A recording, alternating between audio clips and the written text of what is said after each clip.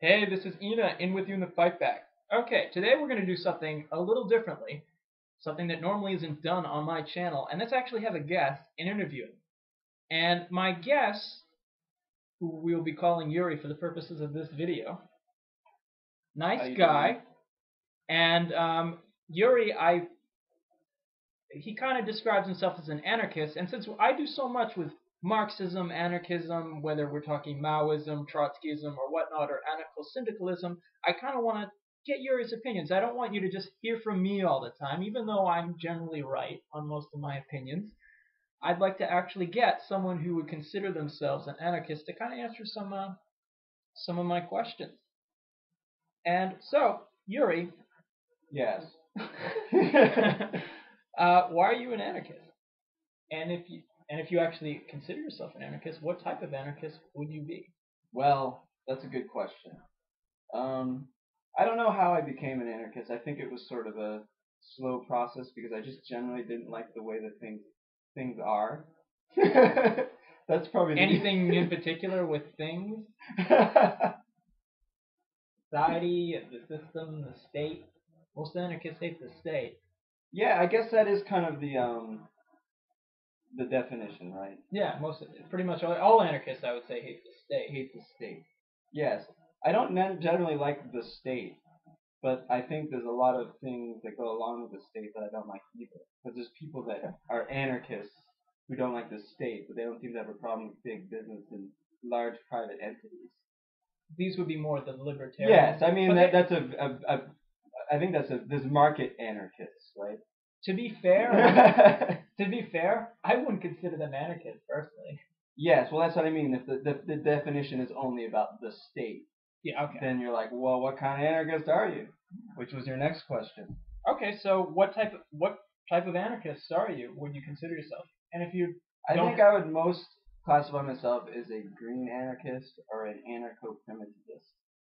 But I haven't really thought the primitivism through enough that I can be like, I don't like refrigerators, but I like clay pots with sand in its regular temperature.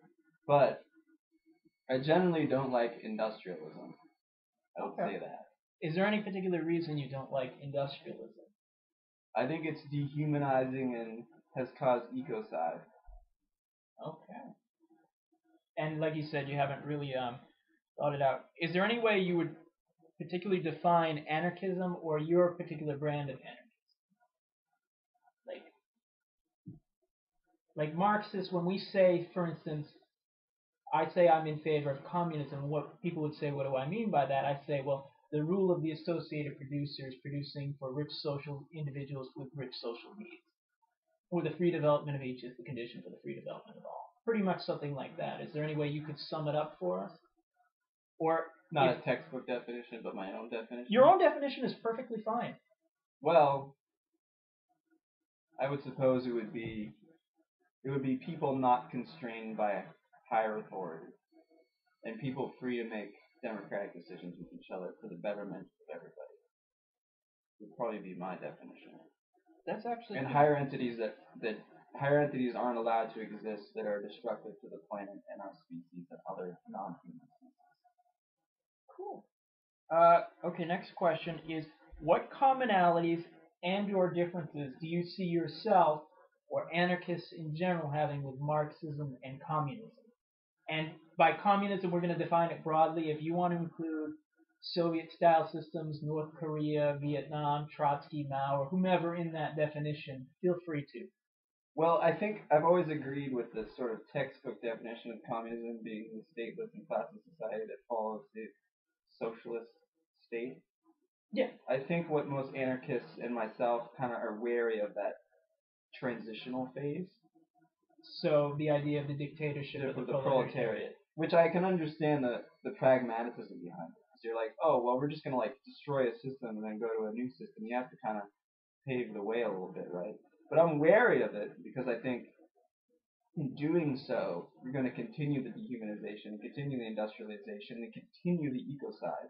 Because you're basically just be like, okay, we have a new society, but oh wait, we still have to produce all these goods, and everybody wants them, so we have to produce them fast, and everyone's got to get to work because otherwise they have nothing to do. So you're just going to basically keep the same system in place. You're basically just feeding off of the old system, So it's like I feel like you'll never get to that new system. Okay. But I don't necessarily have a good way to do that. I'm just saying. No, it's okay. Which is why we're not very organized. To be fair, a lot of the Marxist left isn't that well organized either. Is there any now? If you were to say pick anarchists or whether, and of course, anarchists being broadly defined here, like any type of anarchism and any type of Marxism, is there any particular theorists, writers, philosophers, activists, or whoever who kind of stood out and been influential to you? And if so, kind of succinctly, why? Probably the most influential writer for me, who I guess considers himself an anarchist or an anarcho-primitivist, is Derek Jensen. Okay, anything in particular from his work that you find illuminating for us? I think he's more concerned with our culture as a whole, not so much with the state or the corporations. He sees an underlying culture of abuse and separation from nature, which has caused us to do some terrible things to each other and the earth.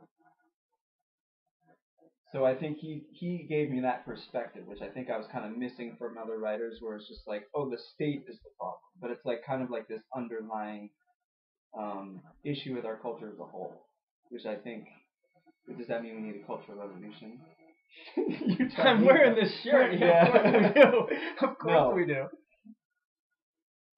But I think it's like, and that's the difficult part. I think is if our culture needs total reformation. It's like if we wanted to build a new system, we're all kind of. I think we've all been bred by this culture for generations, and this goes back. I mean, to probably monotheism. Okay. Probably the invention of agriculture or something. I don't know how far you want to put it back, but we've kind of had this culture that which has sort of taken over the world like a virus or a cancer, and is slowly destroying things, destroying soil, destroying forests, destroying species. I mean, how many mass extinctions? I mean, we're like the sixth mass extinction in geologic time, and it's like this culture has done that. You're right, absolutely. So it's like, how can we? Even if we have a revolution, it's still. I feel like it's still going to be within the confines of this cultural upbringing we have. So it's like I don't feel like how much can we change? Yes, that's Mao, man. That's cultural revolution, cultural change, destroying old ideas and old forms. No, it is. But I mean, like we're all kind of not easy. No one said it would be. And it's like, and that's infected so many of us. And it's like we're all damaged by it. We're all abused by this in so many different ways. We've all been abused by our school and our bosses and stuff. We're not perfect people. We're all kind of sick in a way. It's like, can we actually build a good society?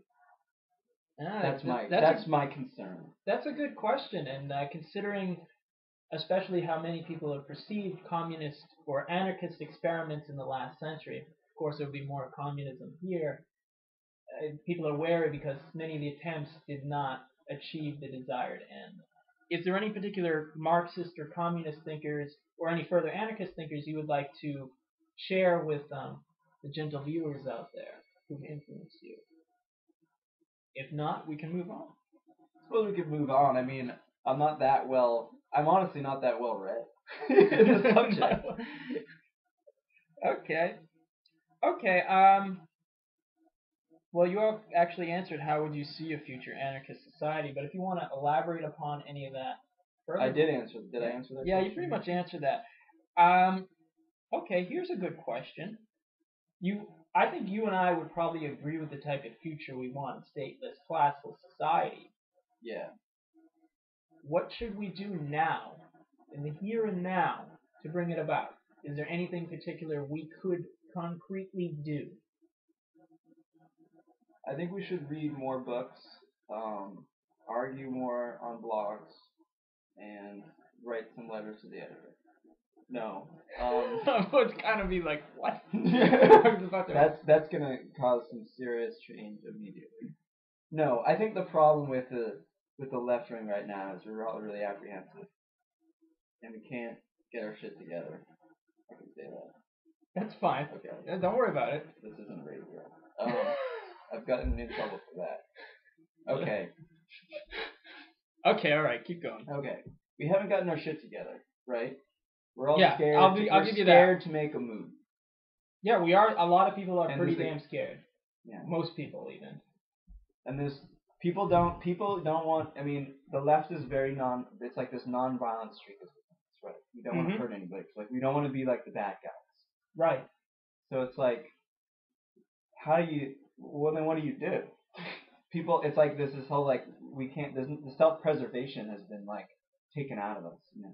So it's like I think one thing that has to come back in our mentality is just being self-preservation and defending yourself and your environment. Because I think there's so much going on in our environment right now. Like the climate's getting all messed up. Like most of the big fish are gone in the ocean. It's like all the old growth forests, almost all the old growth forests are gone in this country. It's like, well, when are we gonna act? When are people gonna do something when all the fish are dead? That's what Derek Jensen said. Derek Jensen says, oh, when are we gonna act when all the passenger pigeons are dead, which was 150 million years, 150 years ago. It's like, when is your threshold of action? Like we need to establish that, and it was like probably 200 years ago, or like when Mesopotamia lost all its soil. That should have been our threshold to be like, wait a minute, something's wrong. We should gotta like do something. It's like we keep waiting, like we keep being like, oh, let's write a letter about it. We have to like establish our threshold and say we've already broken the threshold. That shit's messed up, and we have to do something about it. Like we can't keep waiting. And so I'm taking it. I'll agree with that. Yeah, I think we have reached the threshold. We need some kind of action now. So I'm taking it. You probably, like me, would probably say pretty much getting involved in the current political process, electoral arena. That's probably not something we actually is going to really benefit us in any way. I'm not saying not to vote. I am. You're saying not to vote at all. Pretty much. No, I mean like that's kind of a joke. I agree with that, but it's like they give you something, you have a little bit of a say. It's like you might as well do it. Right. But it's not like it doesn't hurt you personally. Well, unless you vote for the wrong person, which they're all pretty much the wrong people, right? But it's like they give you a little peanut. Take it. I don't care. I'm kind of an opportunist in a way. All right, that's fair. I'm not an absolutist. I'm not going to be like, well, if you vote for you vote for them, you support them, and it's like whatever. Okay. If you give them money, that's different. If you waste your time, I understand the distinction you're making. I don't necessarily agree with it, but I do understand your distinction, and I think it's a valid. But no, I don't think people should be putting all their time and effort to supporting the Democrats. Okay, or even supporting a third part. I mean, maybe. I'm all for like the Green Party having a little more say in the system, but it's like, do you want to put all your time and money into them? I don't know. But I think people got to start organizing in their communities and figuring out how to produce things themselves, get off the system as much as possible. Because I really think part of the reason why I'm in this in the whole place is I really think whether or not we have any influence on the system itself, it's probably going to collapse anyway. And if it's going to be either it's going to be a soft crash or a hard crash. And we want to ease that as much as possible. I think people are going to have to learn to live now other ways. And do you actually believe that they can? I think people can. I agree with you. I think by learning how to take care of yourself and your neighbors is very important. And I think that builds community and people working together, just doing everyday things. And in doing so, you sort of disconnect yourself from the system, because I think that's one of the main problems of this century has been kind of disconnecting people from their community. It's like communities used to be fairly self-sufficient. The state was there, and it was almost just like this oppressive arm kind of there. But you could kind of, if the state vanished, it was like the community was kind of still okay. You go back a couple hundred years, it was like some farming community. It's like the government comes every once in a while and asks for taxes, but if they were gone, you'd be fine. But if all of a sudden the government disappeared now, your community would be totally messed up, because you all depend on everything from higher up.